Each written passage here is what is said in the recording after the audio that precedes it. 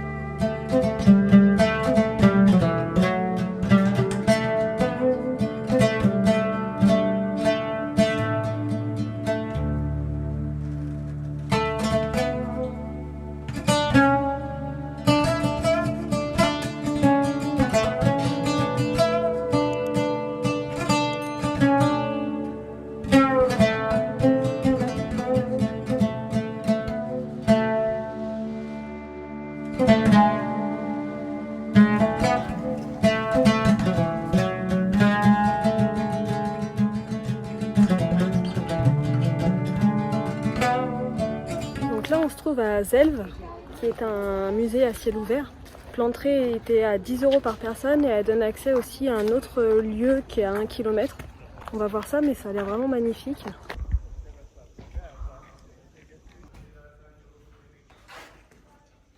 Donc là on est dans une église. Là on voit vraiment la partie qui a été construite et puis celle qui est troglodyte.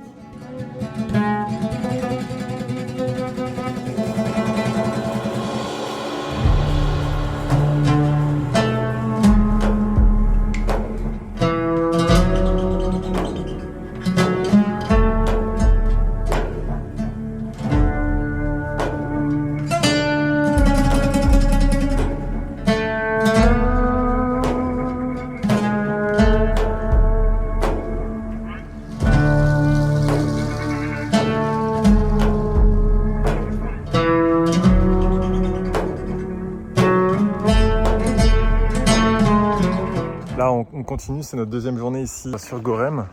Là on a sorti les gyros et on se balade. C'est vraiment un lieu magnifique quoi. Il y a tellement de choses à voir. C'est incomparable, je pense, c'est unique au monde. Gorem c'est ultra touristique, mais pour autant ça vaut le coup quoi. Bah, c'est clair, on comprend pourquoi c'est ultra touristique. Enfin moi j'ai jamais vu un truc pareil quoi. C'est... Oh. Bon, si on doit trouver un point négatif à la ville, hormis que c'est 3 fois plus cher ailleurs qu'en Turquie, c'est que malheureusement, c'est plus que des cafés, des restaurants, des hôtels. C'est devenu trop cher pour les locaux. On a parlé avec un Turc qui parlait français d'ailleurs, et qui nous a expliqué que dans toute la ville, il n'y avait plus qu'une seule maison qui était habitée. Et sinon, tout le reste, c'était des hôtels et des restaurants.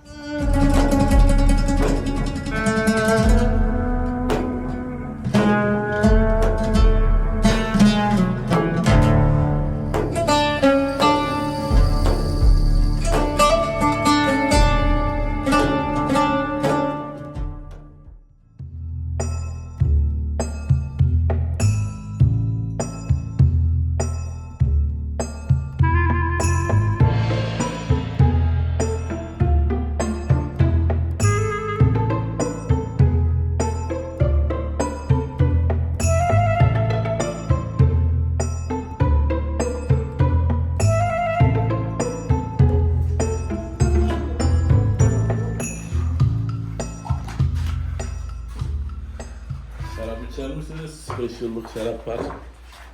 Vino, wine. Ah, wine. Farfust.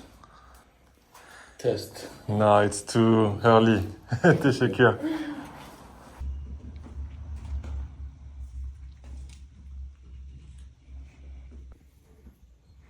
Là, on est dans la ville d'Avanos. C'est une ville qui est réputée pour ses céramiques et poteries. On a été dans un autre avant qui était très joli, mais qui était vraiment pas dans notre budget.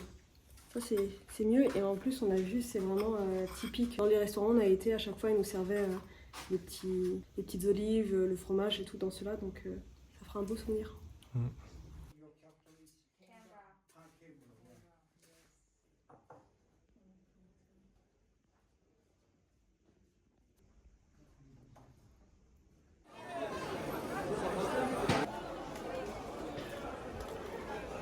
Alors comme on traîne un petit peu dans le coin pour plusieurs jours, là on fait notre petite course au marché. Alors le marché c'est un vendeur de tapis qui nous l'a indiqué. Il nous a dit qu'il y avait un marché tous les vendredis à Havanos. Et ouais, c'est un grand marché, c'est vraiment pas cher. Donc là on fait le plein de marchandises pour tenir plusieurs jours dans notre van. Bon, après cette baladée à Havanos, j'ai découvert un petit peu tout l'univers de la poterie qu'on trouve dans cette région. On s'est dit qu'il était temps de changer notre paillasson. Donc lors de l'aménagement, on s'est dit que c'était bien d'avoir un petit paillasson. Voilà, le bas de gamme de chez Ikea, qui n'est pas très jojo. C'est Thomas qui avait choisi. Hein. Ouais, parce que moi, je suis pas pour. Il est pas cher et tout. Et puis là, finalement, on a craqué, on a vu un beau petit tapis. Tadam! Ouais! Trop beau. Donc ça, un petit tapis de grosso modo 50 sur 50, on l'a payé 14 €. Donc on a eu d'ailleurs un petit topo de l'histoire du tapis, enfin plus actuellement comment ça se passe. Il nous a dit que maintenant c'était tout fabriqué en Afghanistan parce que ça devenait beaucoup trop cher la main d'œuvre en Turquie. Il y a un autre dans une autre boutique un peu, un grand tapis. À Gorem hier, un grand tapis. Et là c'était pas prévu celui-là, mais Thomas a craqué. Ouais, c'est mieux quand même. Ouais, et j'avoue que c'est super sympa. Et puis voilà, c'est le genre de choses qu'on peut réutiliser plus tard. Un petit tapis d'entrée ou dans les toilettes, la salle de bain. Voilà, donc, très sympa. Ouais, super mignon.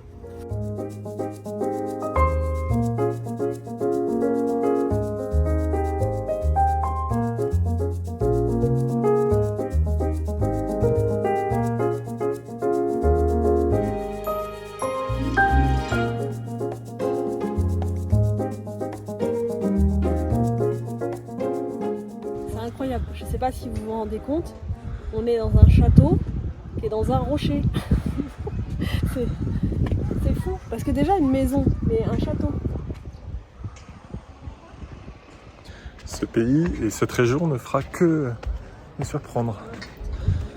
Incroyable.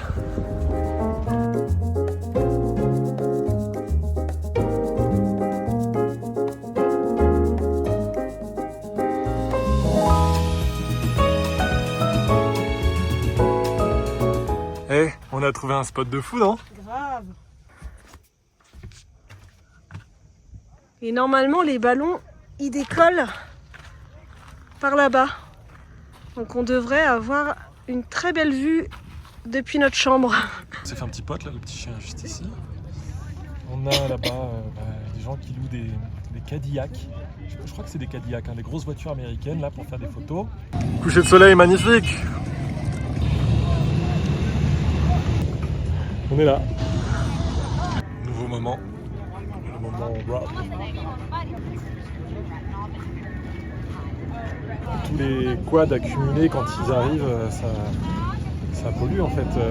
Ça pollue l'atmosphère, mais surtout ça soulève la poussière quoi. T'as le ciel qui est complètement. Alors ça se voit pas bien, mais t'as le ciel qui est plein de poussière quoi. On avait lu que c'était pas bon pour l'environnement en plus. Puis bah forcément. Plein de déchets comme d'hab quoi. C'est toujours le même constat. Et encore là, ça va. Oui mais c'est ça tout le long, c'est ça le problème. Oui. Et c'est forcément nous les touristes qui faisons ça quoi. Nous deux non, on fait attention. Mais voilà, c'est dommage, c'est dommage. Un lieu magnifique.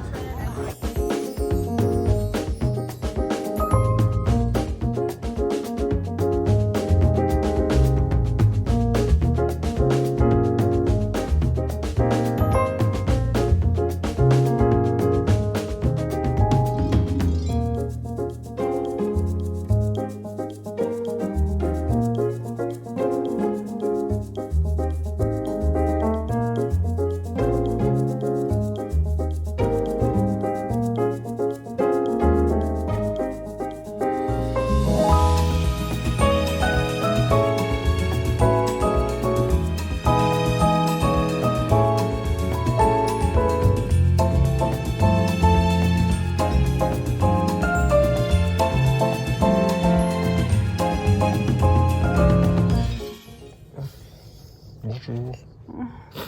Des petits yeux, il est 5h 6 heures. Presque 6 heures.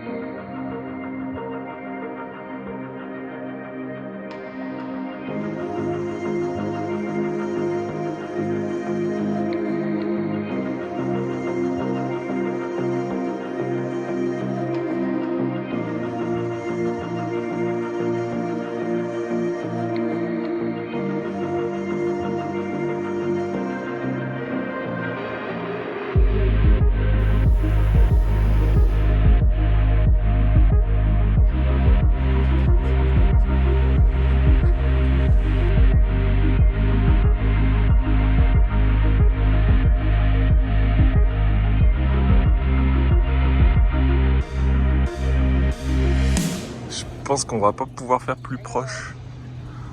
Je viens de prendre le thé. C'est incroyable hein, comme expérience. C'est fou, je pense qu'on peut pas être plus près des montgolfières à part être dans la montgolfière. Il y en avait, on aurait pu les, Oui, on pouvait les toucher. Et c'est remonter là, la falaise qui est juste ici. Enfin, ça valait le coup de se faire réveiller par le bruit et par les gens. De toute façon, ça serait réveillé quand même. Finalement, ça allait, il y avait moins de monde et moins de bruit que Mais en la fait, il n'y veille. avait pas les quads. Le spot en lui-même est trop bien, quoi. On a passé une superbe nuit au calme. Et puis le matin, on se réveille comme tout le monde. Et puis on vient prendre nos photos, nos vidéos. Enfin, sauf que nous, on n'a pas marché. On est déjà sur Ouais, c'est vrai. On ouvre les portes et on est là. C'était cool. Donc là, on va profiter. On a sorti la table. Hein. On va prendre notre petit déjeuner face à la montagne. Il reste encore quelques petites montgolfières là, qui se baladent dans le fond. Je crois que de l'autre côté aussi, on en voit tout au bout. Là, comme vous voyez, il n'y a personne. Donc c'est trop bien. Après, on sait hein, que c'est une activité très polluante. Ah, la montgolfière, par contre. D'ailleurs, il y a beaucoup de youtubeurs qui ont fait des vidéos là-dessus qui en parleront beaucoup mieux que nous. Mais bon, voilà, ça existe et autant profiter du spectacle malgré tout. Et c'est incroyable, Mais on ne montera pas dedans. Peut-être, je sais même pas si c'est pour des raisons écologiques. Parce que c'est vrai que c'est tentant, on a envie d'en faire. Ah, tu dis, t'en fais une fois dans ta vie, mais en fait, on s'est acheté un tapis et le tapis a coûté le prix d'une place pour la montgolfière. Donc voilà, on a préféré mettre notre argent autrement. Donc on nous parle du chick côté, pardon. C'est une petite découverte qu'on a faite. En fait, traditionnellement, c'est une recette à base de viande crue. Mais c'est maintenant interdit d'en vendre à la viande crue, donc les gens continuent de les cuisiner à la maison comme ça. Dans la rue, on les trouve seulement au boulgour avec un mélange d'épices. Et franchement, c'est super bon. Donc là, c'est notre nouvelle trouvaille recette végétarienne. Et c'est vraiment pas cher, là, on est dans une ville un peu excentrée du centre de Gohem.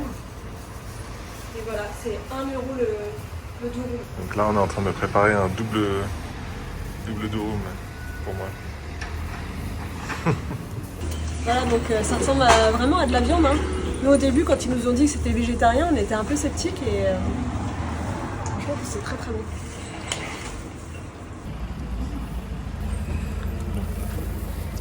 Miam, miam. Donc là, on goûte le cunifé, c'est un dessert typique. C'est un dessert au fromage, mais avec de l'huile, du miel, donc c'est assez sucré. Là, on a pris le classique. C'est sucré ? Ouais,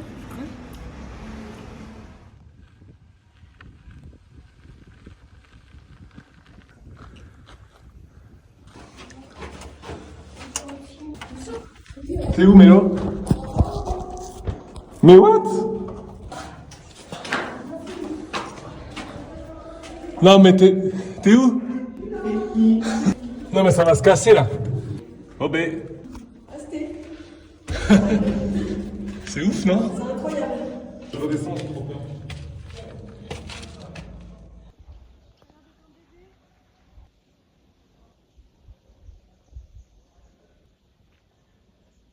Regarde, t'as vu? C'est un câlin.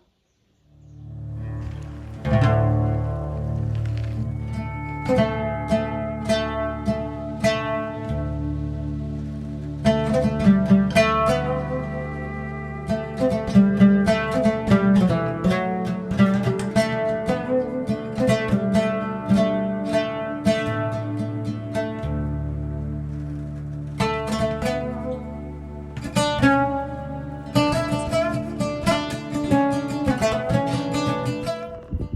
à peu près 5h30 de cuisson.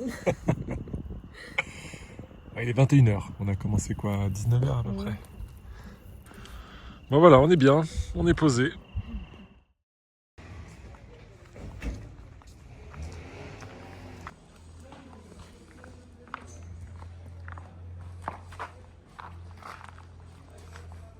Alors là, on se trouve à Mustafa Pasa, c'est le nom turc, mais la ville s'appelait avant Sonissos, si je dis pas de bêtises.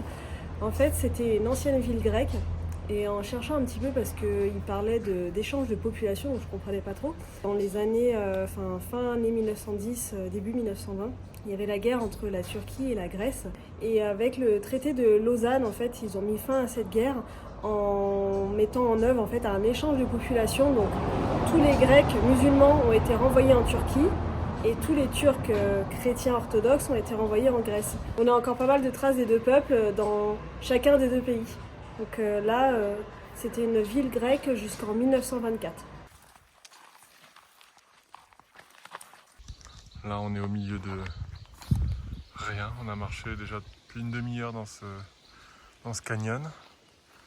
Et regardez, ils se sont trouvés leur petite maison. Incroyable. Ouais. Là, si tu veux être tranquille, là, t'es au calme. Là. Et ça se peut, à l'intérieur, c'est immense, quoi. C'est ça qui est fou.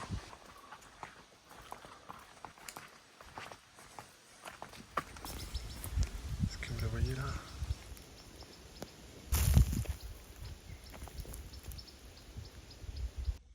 Et moi, ça filme pas avec la torche.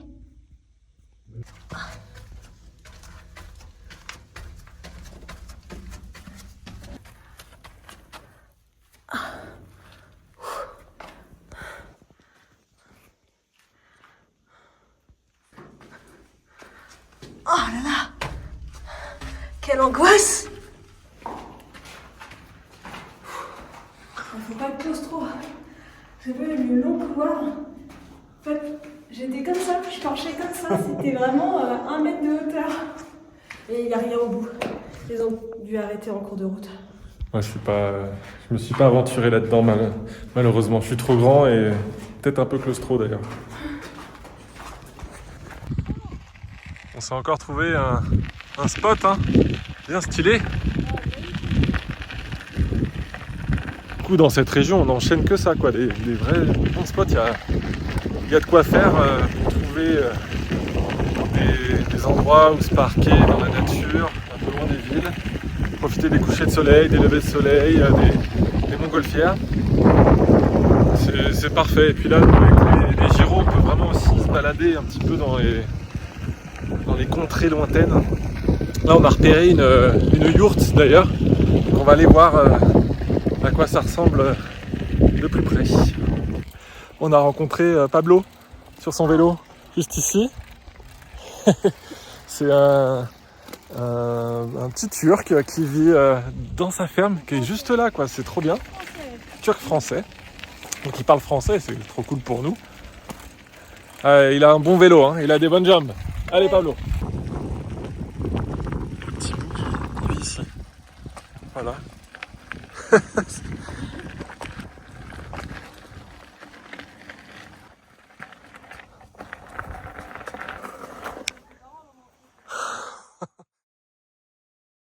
Alors on s'est trouvé un spot nous avec notre fourgon dans une région un peu moins touristique. En tout cas il y a quand même plein de choses à visiter, mais c'est vrai qu'on se sent un peu seul. C'est très calme et ça fait du bien. Et en se baladant un petit peu, on a vu une yourte au loin. Et en fait on a décidé d'abord de garer le camion et ensuite d'aller aller voir un petit peu en gyroroue voilà, à qui ça appartenait et tout ça. On s'est dit peut-être on va rencontrer une famille turque qui vit en yourte, quoi. On ne sait jamais. Mais en fait, en s'approchant, on rencontre un jeune garçon là, que vous avez vu dans la vidéo. Et qui en fait parle français, qui est français. Et donc en fait, ils Bah, vivent qui est pas dans une... français, né en Turquie, mais de 2 parents français. C'est ça, du coup il nous a emmené rencontrer sa famille, son père et sa mère, qui ne vivent pas en yourte mais qui vivent donc dans des grottes. Ouais. D'ailleurs, on n'a pas pu filmer l'intérieur de leur maison parce que c'était leur volonté, mais nous on a pu la visiter, c'est vraiment incroyable. Enfin, c'est énorme, on n'a pas vu l'étage, mais on a vu tout le rez-de-chaussée avec le salon, la cuisine. Ils ont donc un petit business en fait de guide de chevaux, donc ils ont tout un espace ferme, avec, avec des chevaux, des selles. moutons. Et oui, après, non, je parle de l'intérieur de la maison. C'est vraiment très très joli. Et puis l'extérieur aussi, hein, Thomas leur a demandé, c'est 2 hectares qu'ils Bah, c'est ont. ça, en fait ils ont 2 hectares de terrain, donc leur maison, leur jardin, leur ferme, donc ils ont vraiment un espace immense pour les animaux. Ils ont des chevaux, on a vu un âne, des chèvres, ils ont d'autres, des chiens, Des poules, on les a pas vus, des chats, enfin, vraiment un truc, mais l'Arche de Noé. Mais incroyable. c'est incroyable. Bah, du coup, donc les chevaux, ils font des balades, enfin des randonnées à cheval à la semaine. Ils ont une 40aine de chèvres, donc la femme, elle fait son fromage elle-même. Enfin, ils font tout eux-mêmes, hein. Ils ont un potager. Ça m'embête de ne pas pouvoir montrer des images, mais Ouais. vraiment c'était très très joli. Très, très joli et c'était une super expérience d'avoir pu rentrer dans une maison comme ça. En tout cas, on a passé une très bonne soirée avec eux. Ouais. On a pris l'apéro, on a mangé et tout ça. Et puis bah, nous, ce soir on dort ici, mais on va continuer un petit peu à se balader et puis voilà, découvrir un petit peu encore d'autres horizons.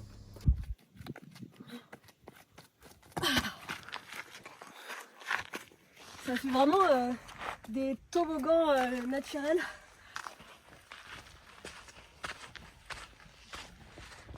Eh, tu t'enfuis?